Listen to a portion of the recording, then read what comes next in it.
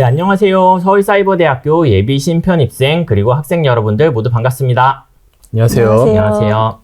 오늘은 인공지능 특강 세 번째 시간입니다. 오늘 모신 분은 옵트버스 정원석 대표님인데요. 옵트버스와 정원석 대표님에 대한 소개는 이제 바로 이어지는 특강에서 자세히 살펴볼 수 있는데요. 여기서는 간단히만 한번 들어보도록 하겠습니다. 정원석 대표님 안녕하세요. 안녕하세요. 네, 간단히 자기소개 부탁드리겠습니다. 저희가 인공지능을 시작한 지가 벌써 한 10년 정도가 됐는데요.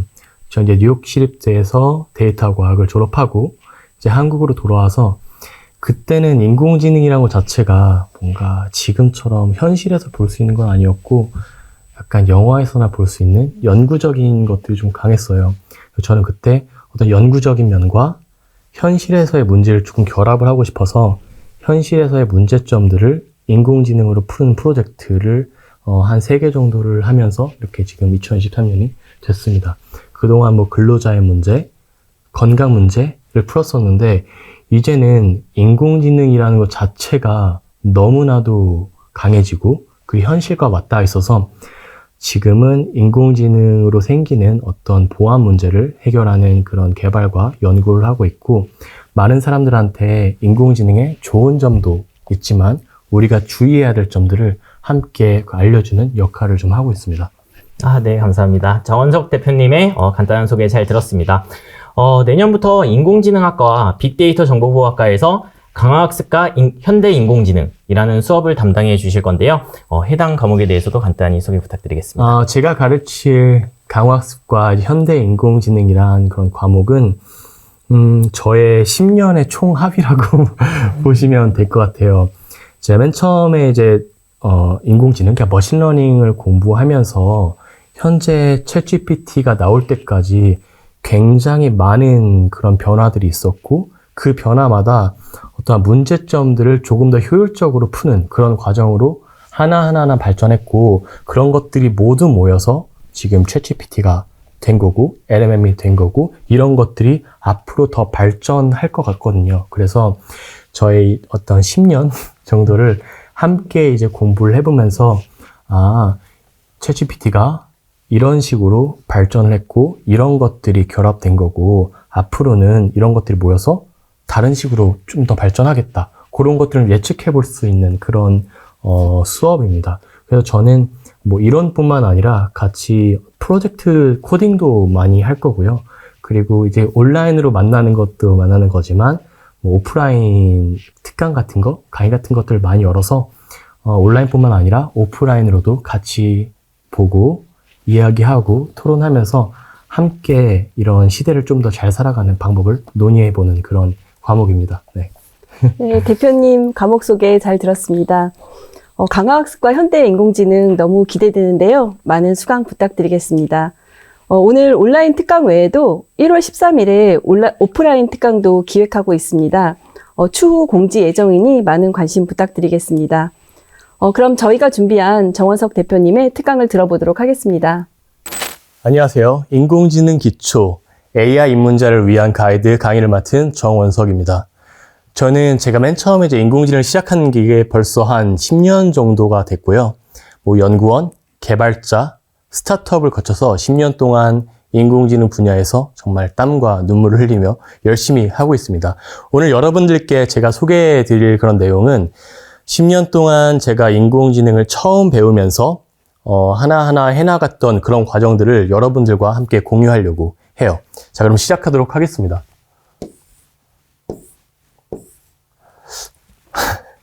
먼저 제가 맨 처음에 인공지능을 시작했을 때는 그때 인공지능이라는 단어가 굉장히 진짜 영화에서나 나오는 법한 그런 단어였었어요.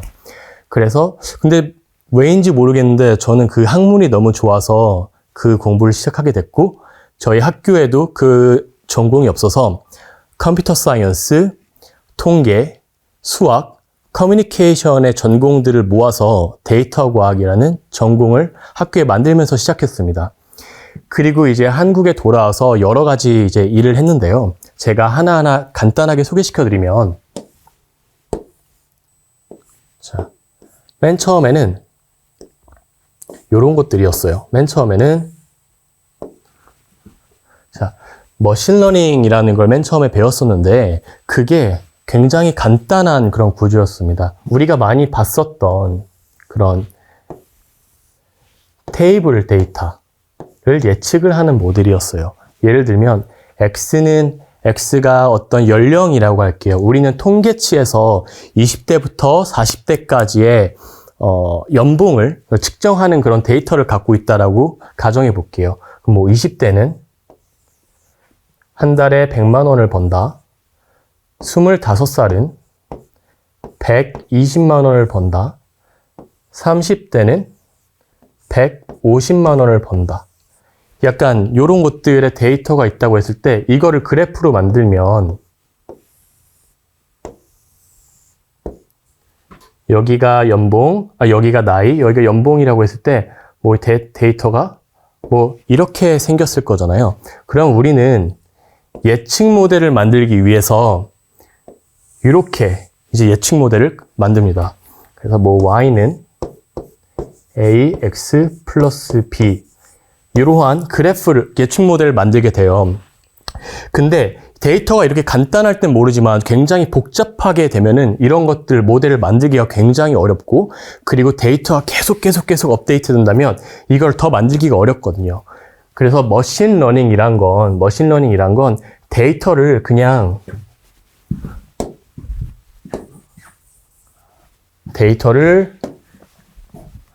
다 엄청나게 많은 데이터를 막 이렇게 넣고 이 데이터에서 기계가 학습을 해서 이 그래프를 만드는 것을 이제 머신러닝이라고 했습니다. 그래서 저는 맨 처음에 통계랑 굉장히 가깝다라고 생각했어요. 근데 저는 이게 굉장히 재밌었거든요. 왜냐면 지금 시대에는 그때가 2012년도, 2013년 정도 됐었는데 그때 이제 데이터라는 게 조금씩 각광받기 시작했어요. 많은 데이터가 빠르게 모이고 있다. 근데 그런 것들이 실시간으로 계속 모이는데 그런 거 모일 때마다 사람이 그 모델을 만드는 게 효율적일까? 굉장히 비효율적이다. 기계가 대신 해야 된다. 라는 이런 생각을 갖고 있어서 굉장히 분야가 흥미롭게 다가갔고 시작했습니다. 근데 정말 이상한 일들이 그다음부터 많이 생기기 시작했어요.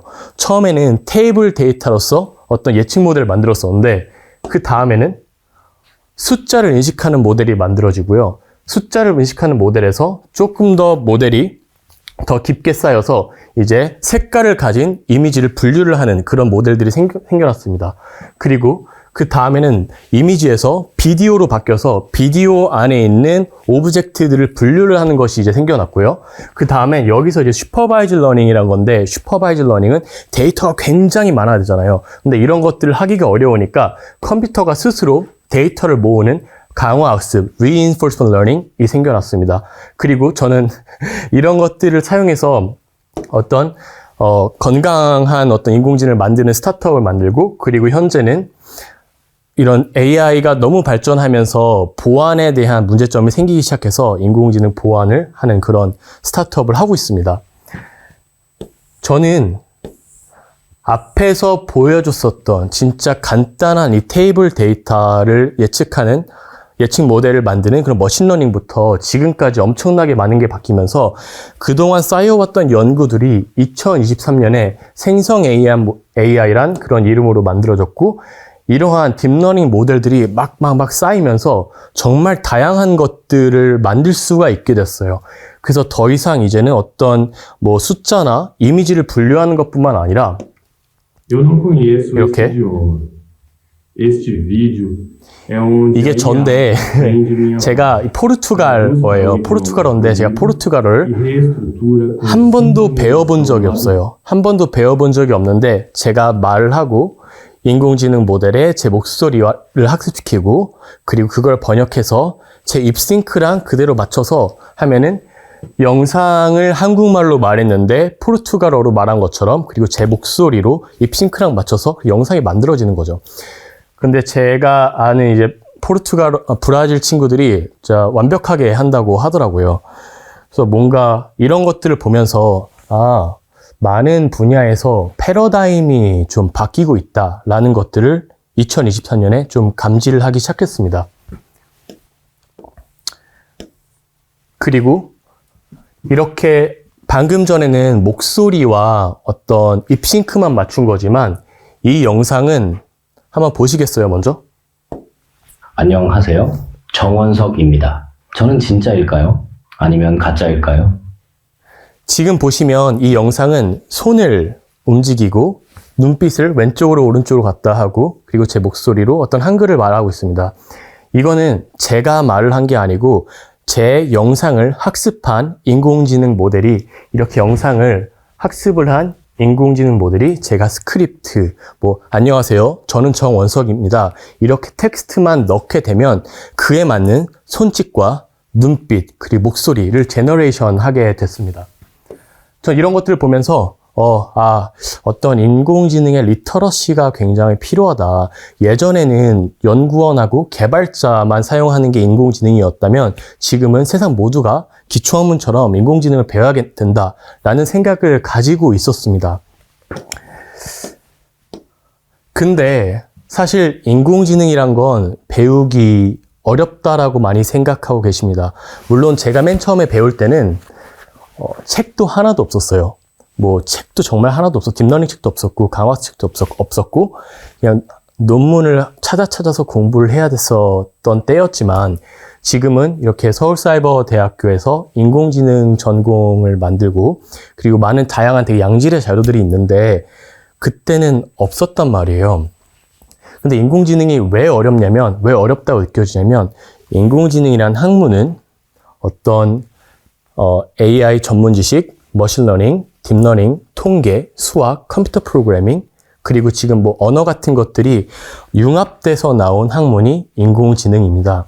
그래서 많은 분들이 인공지능이 필요하다라는 건 알고 있고 나도 알았으면 좋겠지만 접근하기 어렵다라는 생각을 많이 가지고 계신 것 같아요.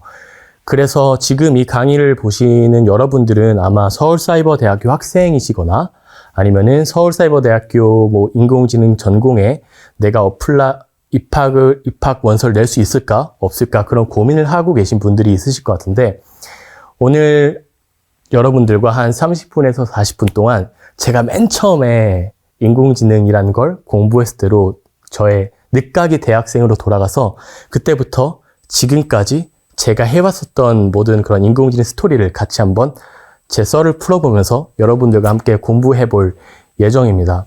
그래서 인공지능은 테크라는 건 그때그때 상황에 어떤 문제점들을 풀어가고 어떤 비효율적인 것들을 효율적으로 만들면서 점점 하나하나씩 발전한 게 지금 생성 AI거든요.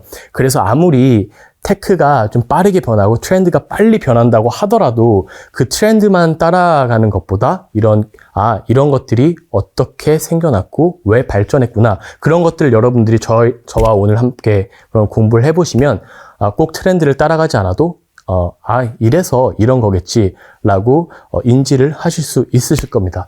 자, 그러면 저와 10년 전으로 한번 돌아가 보도록 하겠습니다. 자, 여기가 어디냐면요. 여기가 맨해튼인데, 뉴욕의 맨해튼인데요. 제가 여기서 공부를 했어요. 저희 학교가 한 23가에서 세컨 애비뉴라고 여기 있었는데, 이 밑에가 이제 월스트리트 쪽이거든요. 그래서 주식을 굉장히 많이 하는 그런 곳이에요. 그래서 요 근처에 있는 대부분의 학교들이 금융, 부동산 이런 걸로 굉장히 유명한 학교들이었어요. 그래서 저희 학교는 앞에 큰 이제 전광판 같은 게 있어가지고 전광판이 엄청 많아요. 그래서 학생들이 컴퓨터 2-3개 놓고 주식 막 이렇게 맨날 이렇게 보면서 이 가격을 예측을 하는 것들을 굉장히 많이 했었어요. 그래서 금융, 공학이 유명한 학교였는데 제가 이런 걸 하다가 너무 이제 짜증이 나는 거예요. 왜냐면 매일매일 했었던 게 매일매일 똑같은 데이터를 분석을 합니다. 여기 회사는 이러한 걸 갖고 있어. 지금 맨해튼은 이런 날씨가 이래. 뉴스에 어떤 데선 전쟁이 나고 있어. 그런 모든 것들을 좀 분석을 해본 다음에 룰을 만드는 게 저희의 역할이었어요. 데이터를 만들고 룰을 만들면, 룰을 어떻게 만드냐면 이러한 걸로 어떤 주식을 산다, 판다, 요런 그런 의사결정을 하는 게 저의 역할이었어요. 근데 이런 게 너무 비효율적이라고 느껴지는 거예요. 그래서 제가 수학 시간에 이건 아니다. 뭔가 다른 방법이 필요하다. 그래서 수학 시간 끝나고 도서관에 가서 찾아보니까 머신러닝을 이제 찾게 된 거죠. 머신러닝 이름만 딱 들어도 뭔가 기계가 나 대신 학습할 것 같은 느낌이 들잖아요. 그래서 그걸 찾아보니까 이런 거래요. 우리가 조금 예를 다르게 해보면 여러분들과 제가 같이 생각을 하면서 해볼게요. 자, 우리가 스팸 메시지, 스팸 이메일을 분류를 하는 그런 모델을 만든다라고 이제 가정을 해볼게요. 그러면 제일 먼저 뭘 해야 될까요? 이메일을 한번 다 읽어봐야겠죠? 아, 오늘은 이런 이메일 받았고, 내일은 이런 이메일 받았고, 그런 것들을 분석을 하는 거를 먼저 합니다. 데이터를 막 보는 거예요. 그 다음에 좀 봤더니 제목에 L, O, V, E credit 또는 뭐 credit 신용 이런 단어가 들어오면 스팸 메시지일 확률이 굉장히 높은 거예요. 러브라고 하면 아, 나 너 되게 사랑해. 나한테 돈 좀 줄래? 뭐 이런 이메일을 저희가 찾은 거죠. 그럼 우리가 룰을 만듭니다. 만약에 if 이메일 제목에 러브가 들어가면 우리는 이건 스팸 메시지로 스팸 메일로 옮길 거야 라고 룰을 이렇게 만들어 주는 거예요. 그 다음에 테스트를 해보는 거죠. 테스트를 했을 때 그래도 꽤 잘 되는 것 같아 라고 하면 이거를 런치를 합니다. 그리고 안 되면 다시 여기로 돌아가서 데이터를 바라보고 왜 안 됐지? 하는 작업을 계속 하는 거예요.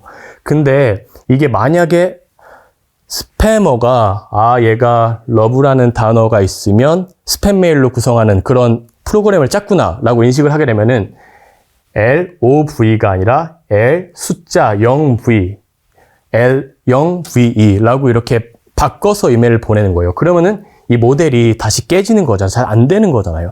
그럼 우리는 또 보고 또 다시 룰을 만들고 이걸 계속 해야 되는 되게 비효율적인 상황이 발생을 하는 거죠. 근데 만약에 머신러닝 기계한테 이메일을 다 주는 거예요.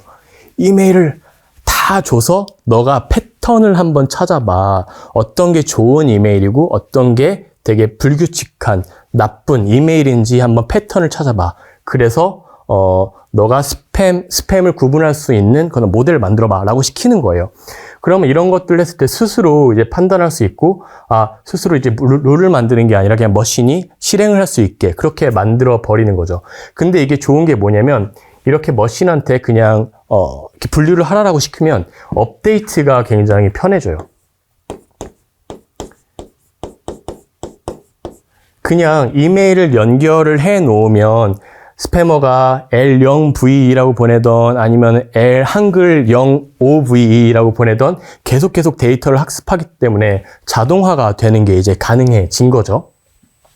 그게 이제 머신러닝입니다.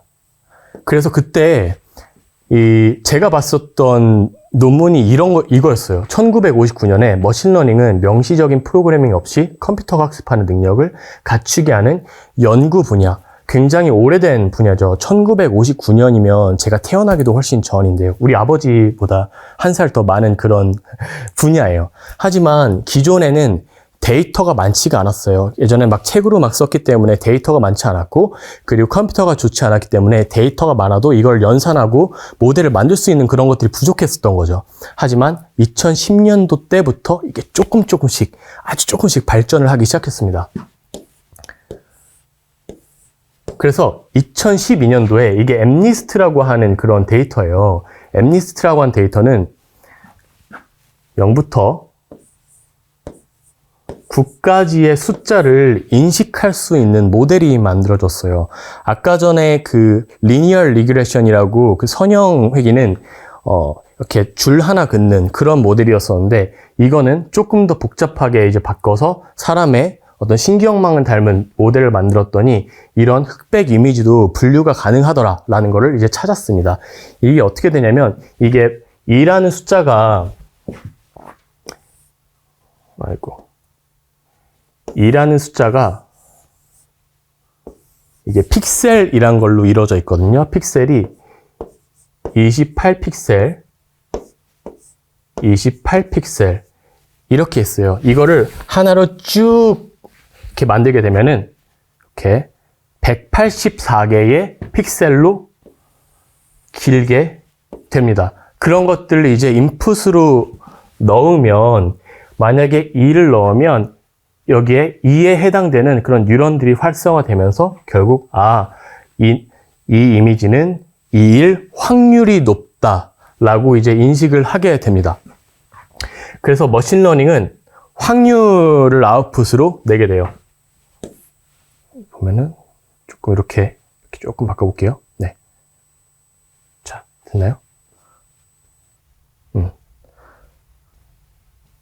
그리고 이때만 해도 뭔가 이거 숫자 분류해서 뭐 했을까 그런 생각을 되게 많이 했었던 것 같아요. 그때 그냥 자동차 번호판 체크하는 거, 뭐 우편 번호 체크하는 거 그런 것들로 사용할 수 있지 않을까? 근데 이거는 이미 잘하는 것이 많은데? 라는 생각을 했었어요. 그러다가 그 다음 연도에 딥러닝이라는 아까 깊게 신경망처럼 쌓인 모델이 이미지를 분류를 하기 시작합니다. 이 이미지란 건 아까 흑백보다 컬러 이미지는 조금 더 복잡한 모델을 갖고 있는데요. 원래 이미지넷이라는 그런 이미지 분류 대회가 있었어요. 근데 이 분류 대회는 원래는 그냥 비전이라고 하는 그런 방법들이 굉장히 잘 됐었는데 그 이미지넷에서 알렉스넷이라는 그 딥러닝을 기반으로 한 이미지 분류 모델이 1등을 하게 됩니다. 그래서 이때 진짜 혼자 난리가 나서 도서관에서 이거 보면서 와 나도 뭔가 이제 인공지능이 뭔가 될 것 같아 막 이러면서 호들갑을 진짜 떨었습니다. 그게 그냥 이런 거예요. 표범을 분류하고 뭐 스쿠터를 분류하고 달마시안을 분류하고 표범일 확률이 60%입니다. 달마시안일 확률이 90%입니다. 이렇게 이미지를 넣었을 때 이런 객체를 분류를 하는 것들이 그 이미지넷의 대회였어요. 근데 이때 한계점이 있었습니다. 한계점이 뭐냐면 이런 것들이에요. 여러분 이게 뭔지 아시겠나요? 하나는 치와와고 하나는 머핀인데 이거를 구분하기가 굉장히 어려웠어요. 여러분도 좀 그렇지 않나요? 저도 가끔 보면서 이게 치와와인가? 하기로 하는데 그래서 이미지 분류를 딥러닝이 굉장히 잘 했지만 실제에 사용하기는 굉장히 어려웠습니다. 왜냐하면 실제 사용하려면 거의 확률이 100%에 안전하게 100%에 가까워야 되는데 60%, 70% 이러면 실제에서 사용하기 굉장히 어렵거든요. 예를 들어 우리가 자동차를 운전을 하는 그런 자율주행 자동차를 만들었을 때 앞에 사람이 있는데 멈춰야 되잖아요. 사람이 있으니까 멈춰야 된다. 근데 사람이 있는 걸 100%라고 인지를 하지 못하고 98%일 확률입니다. 라고 하면 2%의 사고가 날 수 있는 거기 때문에 실제로 사용하기가 굉장히 어려웠습니다.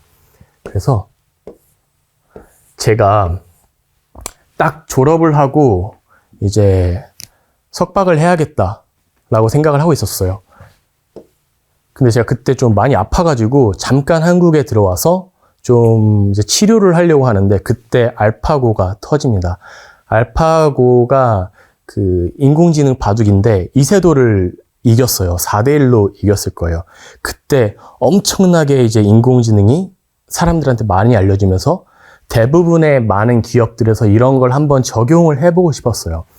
근데 적용을 해보고 싶은데 할 수 있는 사람이 없잖아요. 전문가라고 불리는 사람이 없으니까. 근데 어때요? 제가 그 전공을 만들었잖아요. 그래서 분에 넘치게 되게 굉장히 좋은 프로젝트들을 많이 하는 경험을 갖게 됩니다. 그래서 맨 처음에 했었던 게 180억 정도 규모의 스마트 팩토리를 처음부터 이제 만드는 프로젝트를 했고요. 그때 제가 인공지능을 어떻게 하면 넣어볼 수 있을까를 되게 많이 고민을 했어요. 그래서 이게 원래는 아무것도 없었고 진짜 텅 빈 공간이었는데 기계 하나 들어오는 것부터 설계부터 같이 했었거든요. 사람들을 보니까 사람들 노동 근로하시는 분들이 퇴사하는 가장 큰 이유가 뭐냐면 여기가 플라스틱 공장이었어요. 화장품 플라스틱 공장인데 화장품 케이스가 1000개 정도가 만들어지고 새로운 것들이 계속 나오면서 근로자들이 새로 오신 분들은 뭐가 뭔지 몰라요. 이게 어떻게 조립해야 되는 건지, 이게 어떤 제품인지, 어떻게 만들어져야 되는 건지 그런 걸 모르니까 조립하기도 어렵고 도장 실수도 많이 하고 그래서 사람들이 실수도 많이 하고 만약에 실수를 하면 감독관님이 엄청 혼내요. 막 너 그거 왜 그렇게 했냐고. 그래서 상처 입고 이제 퇴사를 하시는 분들이 너무나도 이제 많아진 거예요. 그래서 뭔가 이미지 분류 같은 걸 사용해서 내가 이 케이스는 어디 제품에 어떤 거야. 이 조립법은 이거야. 라는 것들을 만들어주면 퇴사율이 적어지지 않을까? 라고 시작했었던 게 제가 2017년도에 했던 프로젝트입니다. 그때 요런 기술이 나왔어요. 인공지능 기술이 나왔는데 요런 것들이에요. 그 영상을 보면 제가 2017년도에 전데 뭔가 더 어려 보이나요? 보시면 사각형 안에 person, 사람, 그리고 핸드폰에 셀폰 이렇게 검출이 되잖아요. 앞에서 그 이미지 넷에서는 이미지만 됐었는데 이제 한 단계 더 발전해서 영상을 이제 영상 안에 있는 오브젝트를 검출할 수 있는 그런 기술이 발달을 한 거예요. 조금 더 인공지능 모델이 더 달라졌고 이거를 컨볼루셔널 뉴럴 네트워크 CNN이라고 불렀습니다. 그래서 저는 이렇게 제품들을 학습을 여러 가지 제품이 있는데 1000개의 정도의 제품들을 학습을 시켜서 사람들이 그냥 핸드폰을 꺼내서 딱 하면은 이거는 어떤 제품입니다. 그리고 이렇게 만들어집니다. 라는 것을 개발을 했습니다. 근데 이게 1년 8개월 정도 걸렸어요. 엄청 오래 걸렸는데 제가 왜 오래 걸렸냐면 이 작업이 너무 힘들었어요. 우리가 데이터가 있어야 되잖아요. 근데 데이터가 있어야 되는데 이 데이터가 이게 워터 슬리핑이라는 그런 제품이거든요. 제품을 광고하는 건 아니지만 이거를 이제 인식을 하려면 위, 왼쪽, 아래, 오른쪽 360도이기 때문에 이렇게 다 찍어야 되고 그리고 빛이 얼마나 센지 아침인지 저녁인지 뭐 그런 거에 따라서 정말 그 분류가 너무나도 어려운 거예요. 그래서 요거 하나당 10,000장씩을 찍었어요. 10,000장씩을 찍어가지고 막 하루 종일 사진 찍고 밑에도 찍고 위에도 찍고 막 그런 작업을 이제 계속 한 거예요. 그리고 정답으로 사진을 찍고 여기다 이렇게 네모를 만들어서 요 위치에 있는 게 이 제품이고 이 제품의 이름은 워터 슬리핑이야 라고 훈련을 시킨 거죠. 근데 1000개니까 너무나도 데이터를 만드는데 오래 걸렸어요. 근데 그렇게 딱 만들고 나니까 어떤 문제가 발생했냐면요. 언더핏과 오버핏이라는 문제가 발생했습니다. 그게 어떤 뜻이냐면 우리가 예를 들어 이런 그래프가 있다라고 이제 가정을 해볼게요. 이 그래프를 예측하는 모델은 요런 거 요렇게 이게 가장 적합할 건데 만약에 언더핏이 됐다. 그러면 예측을 잘 하지 못하는 그런 모델로 만들어지는 거고 오버핏이다. 그럼 너무나도 잘 맞추는 그런 모델이 만들어지는 거예요. 근데 뭐가 문제냐? 너무나 잘 맞추면 좋은 거 아니야? 라고 생각할 수가 있는데 1000개의 오브젝트 화장품 케이스를 분류를 하는 인공지능을 만들었다고 가정할게요. 근데 그러면 우리가 이 1000개만 만드는 게 아니라 여름 시즌, 봄 시즌, 가을 시즌, 내년 하면서 계속 새로운 제품들이 생긴단 말이에요. 그러면은 만약에 오버핏이 돼버리면 새로운 데이터가 들어왔을 때 전혀 인식을 하지 못하는 그런 상황이 돼요. 그래서 인공지능 모델을 잘 만드는 방법은 어느 정도 이제 유연하게 만들어야 되는 건데 또 너무 유연하게 만들어 버리면 아예 그 1000개의 제품을 인식할 수 없는 모델이 되어버리는 거죠. 그래서 이거의 밸런스를 맞추는 게 정말 너무나도 오래 걸리고 진짜 한 땀 한 땀 장인의 정신으로 하는 그런 기간이었습니다. 그런 생각 들었죠. 아니 이럴 거면은 왜 인공지능 모델을 쓰려는 거지? 그냥 사람이 하는 게 더 낫겠다. 그런 생각을 많이 했었던 때였어요. 그래서 제가 이때 너무나도 데이터를 모으는데 고생을 해가지고 그럼 양질의 데이터를 사람이 만드는 게 아니라 기계가 만드는 방법은 없을까? 인공지능이 이런 데이터도 만드는 방법이 없을까? 그런 것들 이제 고민하고 있을 때 이게 나옵니다. 이제 강화학습이라는 것과 그리고 딥러닝이라는 것이 조합이 됐어요. 이제 강화학습이란 건 뭐냐면 예전에 어떤 제가 그림은 잘 못 그리지만 갑자기 여러분들한테 소개시켜 드리고 싶어서 자, 쥐가 이렇게 있다고 가정할게요. 그리고 이거는 박스예요. 상자예요. 그리고 여기 안에는 입구가 2개가 있습니다. 이 문은 안에 있는 어떠한 버튼을 눌러야지 문이 위로 열리고요. 이 안에는 버튼들이 굉장히 많이 있어요. 그래서 그리고 이 앞에는 맛있는 음식이 있습니다. 이렇게 생선이 이렇게 있어요. 자, 이 쥐를 이 안쪽으로 넣었을 때 이 쥐는 안에 되게 여러 가지 버튼이 있으니까 여러 가지를 막 눌러볼 거 아니에요. 그러다가 이 나가는 버튼을 딱 실수로 누르게 되면 문이 열리고 나갔을 때 생선이라는 보상을 받습니다. 그리고 또 다시 쥐를 여기다가 넣었을 때 쥐는 또 다시 버튼을 막 찾겠죠. 나가는 버튼을 찾다가 이걸 눌러서 또 다시 생선이라는 보상을 얻습니다. 이런 것들을 계속 하다 보면 쥐가 밖으로 나가는 시간이 점점 짧아져요. 그러니까 쥐는 밖으로 나가는 버튼이 어디 있는지 학습을 한 거죠. 이렇게 보상을 바탕으로 학습하는 방법을 강화학습이라고 하고, 이 강화학습에 우리가 앞에서 배웠었던 그 CNN, 딥러닝을 넣으면서 우리가 이런 이미지를 인풋으로 하는 게임과 같은 것들을 강화학습을 통해서 할 수 있는 그런 모델이 생겨난 거예요. 근데 얘는 게임을 막 하면서 자기가 스스로 경험들을 하게 되고 이 경험들을 데이터로 모아서 그 데이터를 바탕으로 자기가 학습을 하기 때문에 사람이 뭐 데이터를 만들지 않아도 스스로 데이터를 모으는 그런 특징이 있습니다.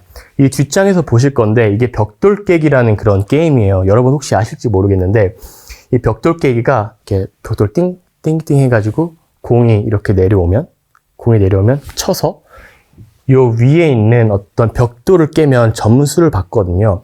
그래서 이 점수를 가장 많이 받을 수 있는 그런 인공지능을 만든 게 이제 강화학습에서 DQN이라는 거고요. 여기 보시면 이렇게 그래프가 있는데 얘가 되게 잘하는 방법이 이 벽돌 깨기를 잘하는 방법은 요 가에 있는 벽돌을 먼저 깨서 위에를 먼저 깨면 굉장히 높은 점수를 받게 돼요. 근데 얘가 그 방법을 찾은 거예요. 그래서 그때 굉장히 이거 보고 야 이거다. 강화학습 해야겠다 라는 생각이 들었습니다. 영상을 보시면 이런 거예요. 100번 학습할 때는 여러 가지 데이터를 이제 먼저 썼습니다. 이 상황에서는 이렇구나. 그리고 그 데이터를 가지고 학습을 점점 하기 시작해요. 그럼 점점 잘하게 되고 600번 정도 되니까 얘가 옆을 뚫는 방법을 찾아내가지고 되게 잘할 수 있는 그 점수를 많이 받는 그런 인공지능을 만들게 된 거죠. 그래서 이게 브레이크아웃이라는 게임이고 이거는 DQN이라는 방법을 사용했습니다. 자, 조금 더 자세하게 설명드리면 강화학습이 학습하는 방법을 이렇게 수학적 모델로 표현하면은 이렇습니다. 이거는 Markov Decision Process라는 건데 행동을 결정하는 모델을 수학적으로 표현한 게 이렇게 Markov Decision Process입니다. 이걸 조금 설명드리면 여기서 알아야 될 텀들이 몇 개가 있는데요. 자, state, S라고 불리고 있고요. 이거는 state입니다. 상태예요. 뭐 여기서의 상태는 이미지, 게임 화면일 수도 있고요. 그리고 액션, A, 액션. 액션은 이 인공지능 에이전트가 선택할 수 있는 그런 행동들입니다. 여기서는 왼쪽으로 가는 거, 오른쪽으로 가는 거, 뭐 그런 것들이 있겠죠. 그리고 R, reward. 게임을 잘해서 높은 점수를 받았을 땐 보상을 주고 잘못된 선택을 했을 때는 페널티를 주는 그런 것들을 결정하는 reward라는 거고, 그리고 T, 이건 타임이어서 어떤 시간을 표현해주는 그런 텀이고요. 마지막으로 폴리시라고 불리는 파이입니다. 이 파이는 행동을 결정하는 어떠한 것이고요. 여기서는 이게 인공지능이에요. 그래서 우리는 이 파이를 잘 만드는 게 되게 중요합니다. 이 텀을 가지고 조금 설명해 드리면, 스테이트로 이미지를 받았습니다. 이 이미지를 받고 인공지능 에이전트는 이 상태에서 이 오른쪽으로 가는 행동을 선택을 하면 더 좋은 보상을 받을 수 있겠구나 라는 것들을 계속 시뮬레이션은 100번, 1000번, 10,000번 돌리면서 학습을 하기 시작하는 거예요. 그래서 이 상태에서 이런 액션을 선택했더니 이러한 보상을 받았고, 그리고 이 행동을 선택했더니 다음 어떤 상태가 나왔다. 다음 이미지가 나왔다. 이런 것들을 리플레이 메모리라는 어떤 데이터에다 넣고 계속 모든 상황들을 쌓는 거죠. 그래서 강화학습의 특징은 사람이 데이터를 모으지 않아도 시뮬레이션, 그들이 게임에서 그들이 알아서 데이터를 모은다라는 특징이 있습니다. 그래서 이걸 조금 인공지능에서 많이 사용하는 그런 수학적 모델로 좀 표현해 드리려고 하는데요. 이 수학이란 건 우리가 수학이라고 하면 되게 어렵다라고 느껴지잖아요. 중학교 때 고등학교 때 고생했던 그런 트라우마 때문에 그런 건데, 인공지능에서 여러분들이 수학으로 증명하는 연구원이 아니라면 그냥 인공지능은 하나의 어떤 언어라고, 인공지능에서 수학은 하나의 언어라고 생각하시면 됩니다. 모든 것들을 다 일일이 설명하기 귀찮으니까 그런 것들을 짧게 표현할 수 있는 방법으로 수학적 기호를 사용을 한 거예요. 근데 이런 것들은 이제 많이 보는 것들이어가지고 여러분들이 전공을 선택하실 때 도움이 될 것 같아서 잠깐 준비해 봤습니다. 자, 다이아그램이라고 하는데, 이런 것들은 이제 이런 동그라미로 표현돼요. 제가 이거를 최대한 좀 쉽게 설명을 해볼게요. 자, 다이아그램이 이렇게 동그랗게 표현이 되는데, 자, 이 동그란 거 처음에 state라고 할게요. S 상태. 그리고 요 검은색은 각각의 행동들입니다.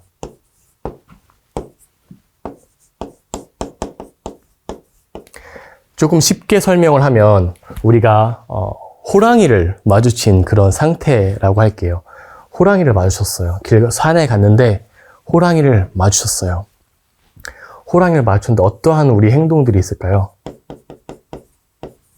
하나는 멈춰 있는다, 가만히 있는다.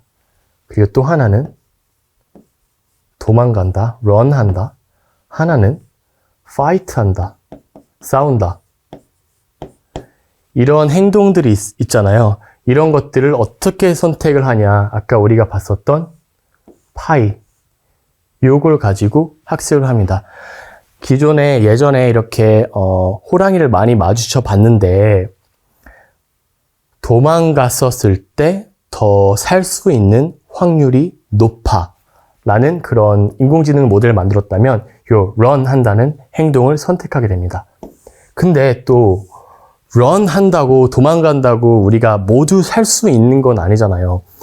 런한다고 뭐 호랑이가 진짜 기운이 넘쳐가지고 막 따라가면은 우리가 죽는 거고, 그리고 좀 귀찮아 호랑이가 그러면은 뭐 살 수도 있는 거고, 그렇게 여러 상황이 있기 때문에 여기에서 또 확률이 존재합니다.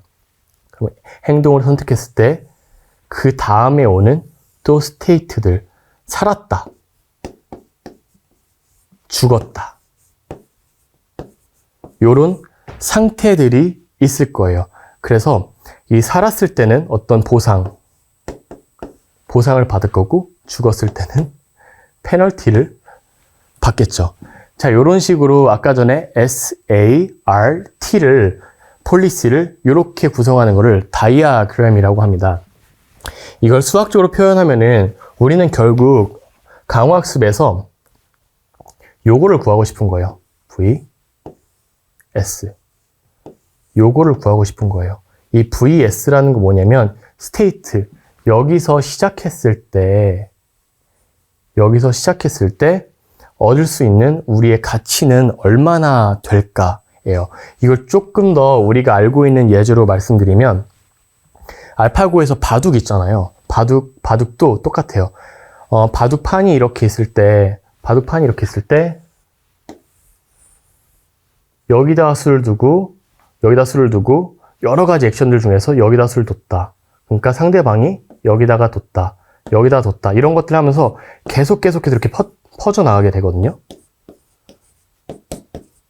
그리고 마지막 바둑에서는 마지막에 하나 보상을 이만큼 받았으니까, 이게 알파고에서는 이런 것들을 몬테칼로 트리서치라고 하는데, 계속 연산을 해가면서 딱 이 상황에 있었을 때 모든 경우의 수들을 다 계산을 해보고 거기서 가장 이길 수 있는 확률이 높은 것들을 선택을 하는 것을 이제 알파고에서 쓰는 방법이에요.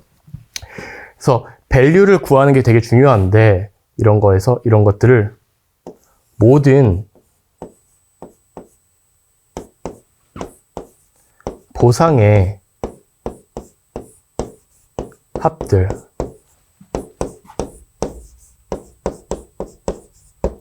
이런 보상의 합들, 행동을 했었을 때 이 보상을 받고 모든 이런 것들을 합쳐 놓은 걸 GT라고 합니다. GT라고 합니다.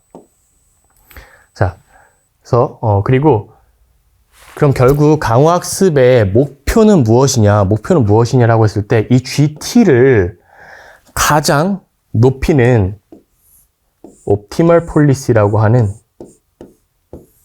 인공지능 모델을 만드는 게 강화학습의 목적이에요. 이렇게 하면 조금 어려울 것 같아서, 이제 사람의 삶의 표현을 하면, 사람이 이제 태어나서 인생을 마감할 때까지 여러 보상과 처벌을 받게 돼요. 그리고 제가 지금 여러분들한테 이렇게 강의를 하고 말을 하고 펜을 쓰고 이러한 모든 것들이 보상과 처벌이 됩니다. 만약에 제가 여러분들한테 이렇게 강의를 했는데 여러분들이 싫어요, 재미없어요, 어려워요 막 그러면 저는 엄청나게 많은 페널티를 막 이렇게 받겠죠. 하지만 해줘서 감사합니다, 도움이 되었어요 라고 하면은 저한테 많은 보상이 되겠죠. 제가 생각했을 때 사람은 태어나서 이제 죽을 때까지 얼만큼 많은 보상을 받느냐가 되게 중요한 것 같은데, 이 보상을 많이 받으려면 좋은 습관과 좋은 행동, 어떤 결정과 그런 것들이 있어야 되는 거잖아요. 그래서 습관이나 행동할 수 있는 결정을 폴리시라고 하고, 매 순간 행동에서 얻는 그런 보상들을 이렇게 R로 표현하고, 그런 것들의 합을 GT라고 표현을 합니다. 제가 어려운 부분이 끝났어요. 뭔가 수학을 안 넣고 싶었는데 넣은 이유는 그렇게 어렵지 않다라는 것들을 조금 알려드리고 싶었어요. 뭐 인공지능이라고 하면 진짜 수학 엄청나게 많이 알아야 될 것 같은데, 저도 수학을 굉장히 아름답다라고 생각하지만 수학을 잘하진 않거든요. 단지 위에서 보여줬었던 뭐 GT, R, A 이런 것들은 그냥 거의 계속 사용하는 것들이기 때문에 우리가 한국말을 배우는 것처럼 그렇게 배울 수가 있습니다. 자, 근데 강화학습은 아까 G에서 설명드렸듯이 동물이 학습하는 방법에서 가져온 방법이에요. 우리가 어떤 행동을 했을 때 뭐 보상을 받고 이런 것들이 결국 다 똑같습니다. 강아지. 저희 집 강아지인데 강아지가 앉아, 엎드려라는 거를 이렇게 학습을 할 때 처음엔 아무것도 몰라요. 근데 이렇게 내려주다가 뭔가 엎드리는 그런 행동을 했었을 때 이런 보상을 주게 되면 얘는 엎드려라는 그런 행동을 배우게 되는 거거든요. 그래서 이런 과정들을 계속 하면은 앉아, 손, 코, 누워, 뭐 하이파이브 이런 것들 다 배울 수 있게 되는 겁니다. 그래서 동물이랑 똑같아요. 동물이랑 학습하는 방법이 굉장히 똑같습니다. 사람도 똑같이 처음에는 공을 이렇게 치는 방법을 잘 모르다가 이런 것들을 계속 경험을 하면서 아, 공이 이쪽으로 오는 스테이트가 있으면 이 강도로 이렇게 쳐야겠다. 그리고 또 이렇게 하면 이렇게 쳐야겠다. 라는 것들을 이제 계속 학습을 하면서 많은 스테이트들을 경험을 하고 어떠한 액션들을 시도를 해보면서 학습을 하는 그런 방법이거든요. 근데 이것도 실제에 적용하기가 정말 어려웠습니다. 이걸 현실에 어떻게 적용하지? 우리가 게임만 할 건 아니잖아요. 현실에 적용하려면 안정성과 그리고 되게 다양한 환경들, 그런 상황들이 생겨날 텐데. 그래서 보니까 아까 전에 그 아타리 보셨죠? 그 벽돌 깨기가 아타리라는 게임 중에 하나인데 이 아타리가 굉장히 다양한 그런 게임들이 있어요. 그래서 왼쪽 거는 사람보다 잘하는 그런 게임들이고 오른쪽은 사람보다 못하는 그런 게임들이에요. 아, 왜 같은 게임인데 어떤 건 사람보다 잘하고 어떤 건 사람보다 못하지? 라고 이제 생각을 했었는데 어떤 걸 못하냐면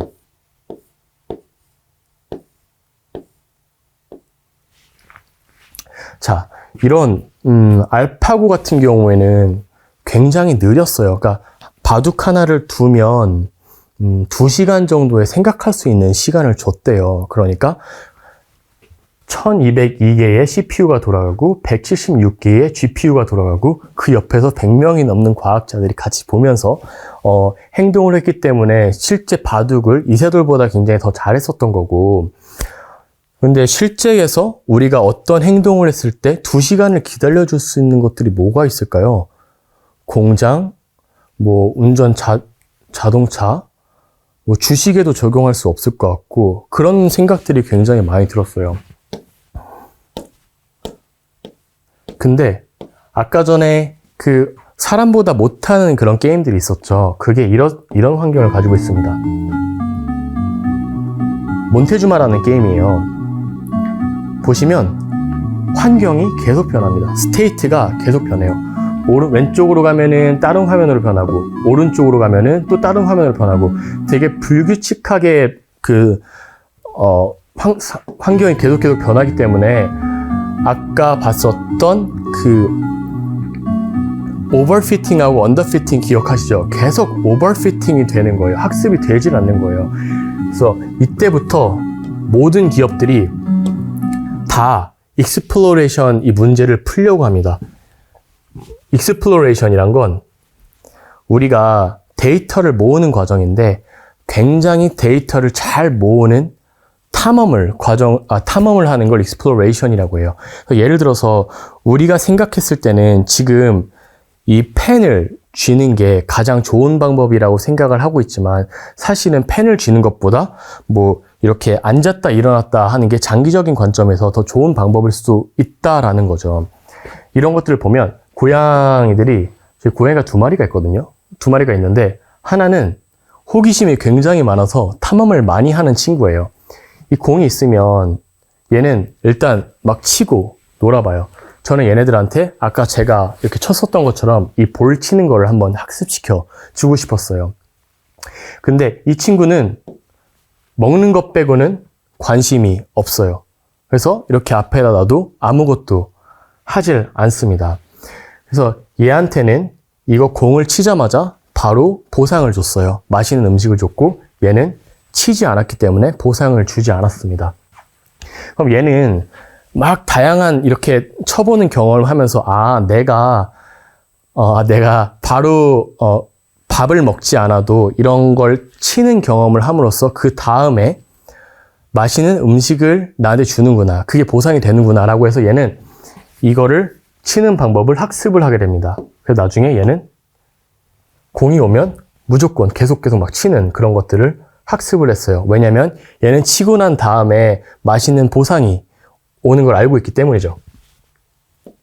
이런 것들을 exploration이라고 했습니다. exploration이라고 했고 그 다음부터 한 3년, 4년 정도 동안 어떻게 하면 exploration을 굉장히 잘해서 데이터를 잘 모을 수 있을까? 그게 화두였어요. 제가 했었던 것들은 이제 슈퍼마리오인데 슈퍼마리오는 게임이기 때문에 레벨 1, 2, 3, 4, 5, 6 할 때 굉장히 다른 그런 환경들이 존재를 하거든요. 그래서 그거를 사용해서 익스플로레이션을 잘 하는 방법을 연구를 했습니다. 그래서 이런 것들을 몇 번 이제 학습을 하다 보면은 잘 학습을 해서 이렇게 마리오가 앞으로 그렇게 가는 것들을 지금은 웃기지만 이때는 정말 진지하게 연구를 했어요. 진지하게 연구를 하고 이걸로 논문을 2편을 쓰기도 하고 그때 있었던 인공지능 연구원들이랑 다 같이 모여가지고 이거 대회도 막 하고 그랬었어요. 정말 재밌습니다. 그래서 이런 강화학습을 연구를 굉장히 많이 해가지고 그때 뉴립스라고 불리는 그 가장 유명한 가장 좋은 인공지능 학회 중에 하나예요. 근데 캐나다 밴쿠버에서 했었던 건데 그게 잘 돼서 이렇게 가게 됐습니다. 갔는데 2019년에도 이렇게 인공지능을 좋아하는 사람들이 많았어요. 그때는 모두 연구자와 개발자들이었고 갔는데 그때 당시에는 이게 디즈니일 거예요. 그냥 사람들이 이렇게 지나가는 것들을 여기 오브젝트 디텍션 해가지고 그거에 싱크를 맞춰서 인형이 움직이는 것들 그리고 지금은 너무나도 이제 익숙한 그런 해바라기가 있으면 그걸 만지면 반응하는 뭐 그런 것들이 이제 세계 최고 인공지능 학회에서 발표가 됐었습니다. 근데 제가 이때 뭔가 잘못됐다라는 생각을 했어요. 그때 시범을 보인 것 중에 그 미용 인공지능이 있었어요. 미용 인공지능이 있었는데 로봇 팔을 이렇게 만들어서 빗질하는 그런 인공지능이었었는데 걔가 로봇가 여성분을 빗질을 해주고 있는데 이게 머리카락이 거의 껴가지고 여성분이 어쩔 줄 몰라 하는 것들을 이제 시연을 하고 있는 거예요. 그러면서 아니 세상에 이렇게 똑똑한 사람들이 다 모여가지고 인공지능 하는 것들을 발표를 하고 있는데 현실에서는 전혀 쓸 수 있는 게 없네. 내가 뭔가 현실에서 해봐야겠다 라고 생각을 해서 2020년도에 이제 인공지능 스타트업을 시작을 하게 됩니다. 이때 저랑 비슷하게 많은 분들이 인공지능을 전공하시던 분들이 테크 기업을 만들기 시작하셨어요. 저는 OPCT라는 그런 회사를 만들었는데 옵트가 뭐냐면 옵티멀 폴리시, 아까 전에 옵티멀 폴리시 배우셨죠? 사람들의 삶에서 인생을 최고로 잘 살게 하는 그런 폴리시를 찾는 그런 회사를 만들었습니다. 저는 사람들이 잘 살기 위해선 운동이 굉장히 중요하다고 생각해, 건강이 되게 중요하다고 생각해서 그래, 사람들한테 운동을 시켜줄 수 있는 방법을 찾아주는 그런 인공지능 스타트업을 만들자라고 해서 딥러닝과 강화학습을 사용해서 시작을 했습니다. 그래서 이렇게 건물을 빌려가지고 1층에서는 인공지능 하는 사람들, 일반인들을 다 모아서 운동을 시켰고 2층에서는 제 연구, 개발을 했어요. 그래서 이렇게 사람들 막 모아가지고 운동시키고 다 개발자들이거든요. 개발자 회사원들인데 운동하는 거 진짜 싫어해가지고 제가 막 야, 내 인공지능 가르쳐줄 테니까 와! 그래가지고 하고 그랬고 또 이제 해외 사람들도 불러가지고 해외에서 할머니들 60대, 50대, 40대, 30대 이런 사람들을 다 모아가지고 운동을 시켰어요. 결국 이 작업이 뭐였냐면 스테이트를 많이 모으는 거였어요. 연령, 성별, 직업, 병력, 뭐 사는 곳 그런 것들을 다 모아서 아, 이 사람은 이쪽이 안 좋아. 이 사람은 이쪽이 안 좋아. 그런 것들을 모으는 작업을 1년 반 동안 했습니다. 그리고 많은 액션들을 모았어요. 여기서 액션이라면 그들한테 맞는 운동일 거 아니에요. 그래서 아, 허리가 아픈 사람들한테는 이 자세, 오래 앉아있는 사람한테는 이 자세, 그런 것들을 한 400개의 액션을 만들었습니다. 그 다음에 작년에 이제 드디어 그 3년의 피땀 눈물이 섞인 그 과정들을 지나고 이제 2022년에 글로벌 서비스를 이제 오픈을 하게 됩니다.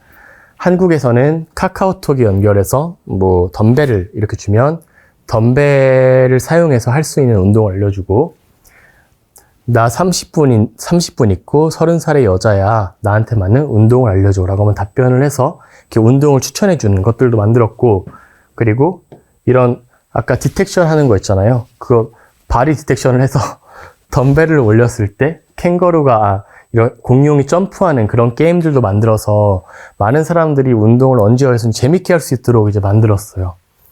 그래서 이때 투자도 좀 받았고 했었죠.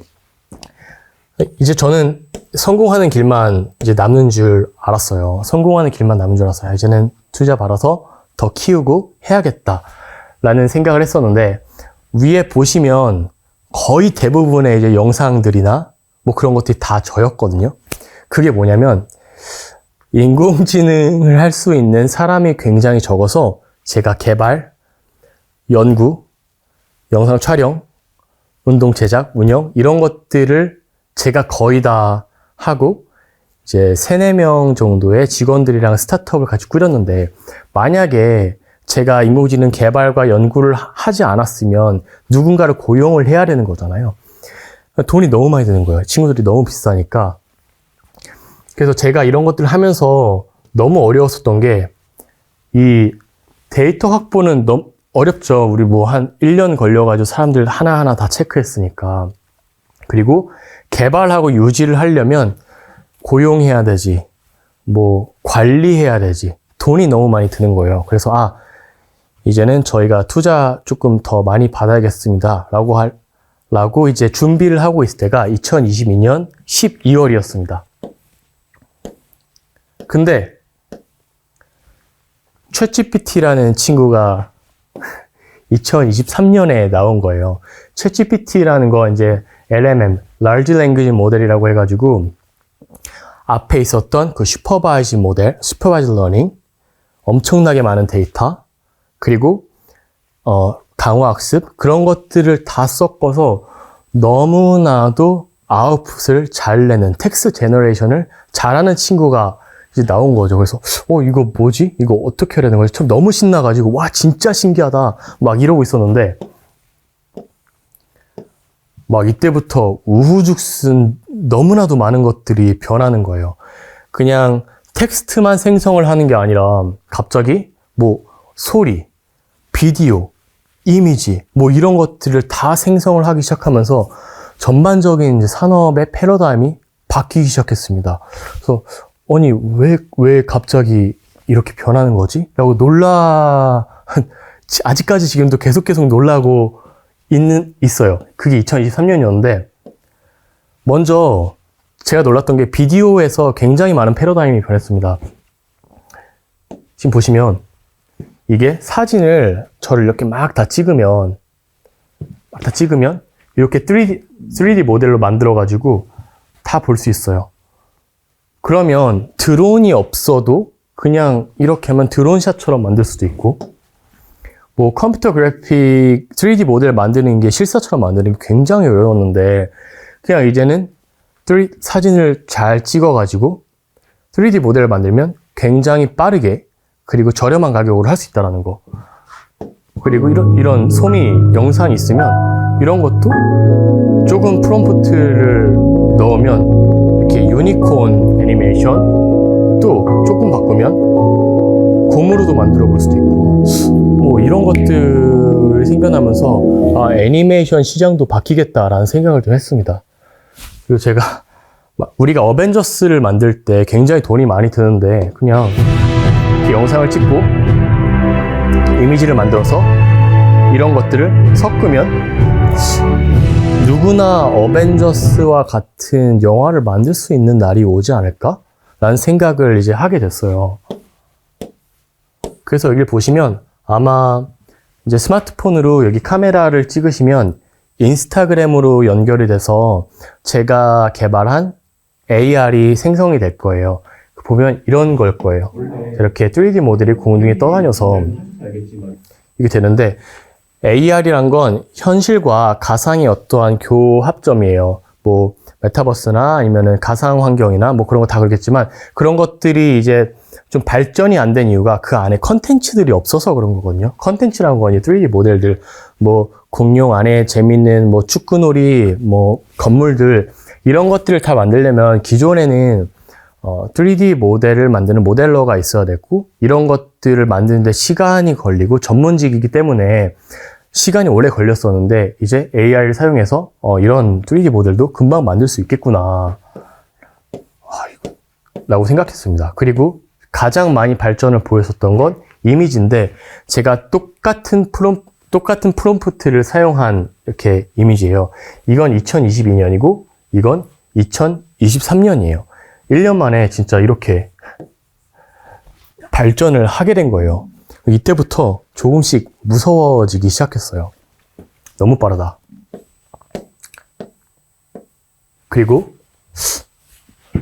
이제 LLM이란 건 이 거대한 어떤 자연어 모델에 우리가 어떤 텍스트를 넣으면 이 텍스트에 맞는 결과물들이 생성이 되는 건데 예를 들어 I like라는 거를 이제 LMM 모델에다 넣으면 그 뒤에 맞는 가장 좋은 텍스트를 생성을 하는 게 이 원리인데 얘네들은 나쁜 거를 생성을 하면 안 돼요. 예를 들어 뭐 인공지능으로 예를 들어 뭔가 불법을 행하는 것들을 생성을 하면 안 되잖아요. 근데 어떠한 해킹 방법이 생긴 거예요. 프롬프트 엔지니어링 방법 중에서 인젝션이나 그런 것들이 생겨서 이 LMM 모델을 해킹을 해서 불법적인 어떤 텍스트를 생성하는 것들이 생겨나고 있고 그리고 해킹에 사용되는 방법들이 있고 여러 가지로 이제 생성되는 것들을 보면서 조금 우리가 경각심을 가지고 이 인공지능의 발전을 봐야겠다라는 생각을 했습니다. 그리고 궁극적으로는 이제 오픈AI에서 GPTS라는 게 나왔고 GPTS는 누구나도 자신의 AI 서비스를 만들 수 있는 거예요. 그래서 보시면 제가 옵트를 여기다 넣어봤죠. 지금 바로 할 수 있는 운동 미션 줄래? 현재 수행할 수 있는 거는 뭐뭐 같습니다. 뭐뭐뭐뭐 해서 운동 영상이 나오는 거죠. 그에 맞는 운동 영상이 나오는 건데 제가 여기 너울리지라고 하는 지식 파트에다가 제가 만들어 놓은 아까 액션들, 비디오들만 넣어 놓으면 이 친구가 알아서 가장 그 사람들한테 맞는 운동을 추천해 주는 거. 그냥 제가 만들고 있는 거랑 똑같은 게 너무나도 쉽게 만들 수 있게 된 거예요. 뭐 한 5분이면 만들 수가 있어요. 이런 것들을 보면서 약간 현타가 왔습니다. 3년 동안 그렇게 고생했는데 저희 같은 이제 인공지능 스타트업은 좋은 인공지능 모델을 만드는 게 이 저희의 가치이기도 하거든요.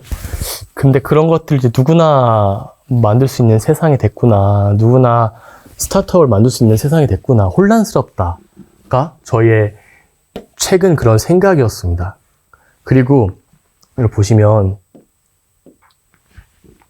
저의 영상을 학습시킨 인공지능 모델에 대본을 넣으면 이렇게 표정, 몸짓까지 생성합니다. 제가 이걸 왜 보여드렸냐면 이것도 영상도 이제 만들어진 거지만 저한테 이메일을 굉장히 많이 보내주세요. 외국인들이 어떤 거 보내주시냐면 나 AI로 누군가가 스타인 척, 연예인인 척을 해서 그 사람한테 돈을 보냈다 라고 하는 그런 이메일들을 굉장히 많이 받습니다. 그래서 제 생각에는 인공지능이 정말 좋아지고 강력한 도구가 됐는데 이걸 잘 사용하는 사용하는 사람들은 인류에 더 좋은 혜택을 줄 수 있겠지만 반대로 조금 난 좋은 쪽으로 인공지능을 사용하면 이거 너무나 강력한 무기가 되겠다. 내가 해커거나 내가 스캐머거나 그렇게 했었을 때 이걸 이렇게 사용하면 더 많은 사람들한테 혼란을 주고 돈을 벌 수 있겠다 라는 생각이 이제 막 자꾸 들더라고요. 그래서 저는 그 다음에 어떤 인공지능의 해킹을 막는 그런 것들을 이제 개발을 하기 시작했습니다. 그런 것들을 이제 연구를 하면서 제가 작년 11월에 메타 싱가포르에서 발표를 하러 갔어요. 근데 거기 갔더니 테크를 정말 모든 사람들이 다 모르더라고요.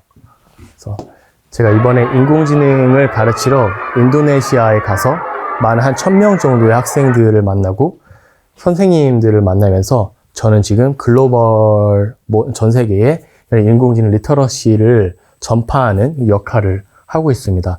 저는 인공지능이 굉장히 강력한 도구라고 생각하지만 또한 조심해야 될 그런 부분이 굉장히 많다라고 이제 생각을 하고 있거든요. 자꾸 이렇게 되네. 네. 그래서 이게 지난 10년간이요. 제가 맨 처음에 머신러닝을 시작했을 때부터 지금까지 너무나도 많은 게 변했어요. 생각하지 못할 정도로 이게 이렇게 변할 수가 있구나 할 정도로 지금 제가 여러분 앞에서 이런 이야기를 하고 있는 게 아직도 놀라운데요. 그래도 다시 돌이켜보면 그때의 상황들을 조금씩 해결하면서 인공지능 모델이 발전을 하기 시작했습니다. 그럼 전에 이렇게 문제를 풀었듯이 우리가 지금 갖고 있는 문제점은 무엇일까요? 우리는 어떠한 문제를 풀고 싶을까요? 그런 것들을 알면 그 다음을 상상해 볼 수 있을 것 같아요. 챗GPT를 만든 오픈 AI는 AGI를 만드는 것이 목표입니다. AGI라는 건 Artificial General Intelligence예요. 그러니까 일반적이고 범용적인 그런 인공지능이라는 뜻인데 사람보다 더 똑똑한 그런 인공지능 시스템을 만드는 게 목표고 이 친구들이 이야기하는 건 우리는 AGI에 거의 다 왔다 라고 그렇게 이야기를 하고 있습니다. 그리고 아까 알파고를 만든 딥마인드가 이제 지미니를 발표를 이제 곧 하는데요. 이 친구들은 멀티모달을 이제 개발을 했다고 해요. 멀티모달이라는 건 텍스트만 생성을 하는 게 아니라 이 텍스트가 이미지도 생성하고 이미지를 보면 인식을 하고 동영상도 만들어내고 듣기도 하고 말도 하고 그런 것들을 이제 멀티모달이라고 하는데 사실 멀티모달과 AGI는 단어만 다를 뿐 컨셉은 같다라고 생각하고 있습니다. 예를 들면 이렇게 컵 안에다가 어떤 종이를 넣고 막 섞었을 때 왼쪽에 종이가 있습니다 라고 찾을 수가 있게 되는 거죠. 이렇게 사람도 하기 어려운 것들을 인공지능이 할 수 있게 되고 이런 것들을 또 우리가 서비스로 사용하고 이걸 가지고 개발할 수 있도록 점점점 이제 발전을 하고 있는 거죠. 제가 생각했을 때 지금 현재의 문제점은 LMM은 너무 잘 된다. 텍스트를 잘 만들어낸다. 노래도 만들고 시도 만들고 블로그도 쓰고 굉장히 잘 만든다. 근데 이런 것들을 더 범용적으로 가고 싶다. 이미지도 만들고 비디오도 만들고 이미지를 받았을 때 인식하고 우리가 앞에서 배웠었던 그 10년의 모든 것들을 하나의 모델에서 굉장히 잘하는 그런 모델을 인공지능을 만들고 싶다. 이게 문제점인 것 같아요. 그러면 우리는 그런 산업하고 마켓은 점점점 발전하면서 언제가 될진 모르지만 이런 것들이 만들어지게 될 겁니다. 우리는 이제 인공지능 시대를 살아가고 있다라고 말해도 될 것 같아요. 제가 생각할 때는 아직까지도 초입이긴 하지만, 그래도 이제 기존에는 개발자들과 그런 연구원들만 인공지능을 사용했다면, 이제는 여러분들이 인공지능을 사용해서 서비스를 만들 수도 있고, 직접 일상에서 사용할 수 있고 하는 시대이기 때문에 굉장히 많은 것들이 인공지능과 함께 할 거고, 많은 것들이 발전하게 될 겁니다. 근데 우리도 이제 삶을 살아가면서 결국 죽기 전까지 삶을 잘 살아가야 되는데, 어떻게 살면 좋을까? 그런 것들을 저는 굉장히 많이 생각을 하는 요즘인 것 같아요. 저는 지식이 가장 지금 중요한 시대가 아닐까라고 생각을 하고 있습니다.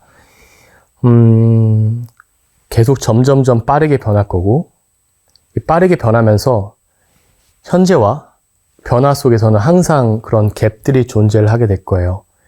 이 갭들을 우리가 지식을 알지 못하면 누군가는 이 도구를 사용해서 우리에게 어떤 돈을 요구할 수도 있고, 스캠을 당할 수도 있고, 또 이런 것들을 잘 알고 있으면 더 좋게 사용해서 우리가 지금 여러분들의 직업에 적용해 볼 수도 있고, 이렇게 빠르게 변하는 그런 갭을 채우는 지식이 가장 중요하다라고 저는 생각을 하고 있습니다. 하지만 이런 트렌드만 계속 쫓아가는 것도 물론 중요하지만, 지금처럼 기초, 어떻게 인공지능이 시작했고 무엇이고 하는 것들을 알면 꼭 트렌드를 따라가지 않아도 그래도 어느 정도 예측을 할 수가 있거든요. 그래서 오늘은 제가 여러분들과 함께 여러분들이 조금 인공지능을 겁내하지 않으셨으면 좋겠고, 인공지능이 저는 정말 너무나도 재밌는 학문이거든요. 이런 인공지능 시대가 올지 모르고 저는 이 재미만 생각하고서 시작을 했고, 어쩌다 보니까 이런 기회가 많이 주어지게 된 건데, 이 공부 자체만으로도 정말 즐겁습니다. 그래서 그 즐거운 과정을 여러분들과 함께 공유했고, 여러분들이 서울사이버대학교에 입학을 생각하고 계시거나 아니면 기존에 계신 분들이 인공지능 전공을 한번 들어보고 싶으시다면 제가 봄학기부터 가르칠 강화학습과 현대 인공지능 그 과목을 한번 선택해 보시는 걸 좀 추천드리고요. 앞에서 제가 욕심이 많아서 10년 동안의 모든 이야기들을 여러분들과 이게 한 시간에 압축해서 하려다 보니까 어려운 부분들이 많았을 텐데, 한 학기 동안 이렇게 천천히 같이 공부해 보면서 저랑 또 온라인으로 소통도 하고 함께 성장도 하고, 저는 오프라인 그런 이벤트나 강의도 좀 생각을 하고 있어서 꼭 온라인뿐만 아니라 오프라인에서 같이 만나면서 함께 성장하는 그런 시간을 가졌으면 좋겠습니다. 지금 저의 10년을 같이 여러분들과 함께 했는데요. 앞으로의 10년은 여러분들과 함께 하면서 성장했으면 좋겠습니다. 그럼 강의 마치도록 하겠습니다. 감사합니다. 네, 오늘 정원석 대표님의 특강 정말 잘 들었습니다. 인공지능과 강화학습과 관련돼서 흥미롭게 이야기해 주셔서 정말 감사드립니다. 2024년 1월 13일에 있을 오프라인 특강도 정말 기대되는데요. 많은 관심 부탁드리겠습니다. 오늘 영상을 함께한 분들께 다시 한번 감사드리며, 다음 주에는 이화여자대학교 오세훈 교수님께서 정보보호와 인공지능, 미국 경험 이야기라는 특강으로 다시 찾아뵙겠습니다. 감사합니다. 감사합니다. 감사합니다.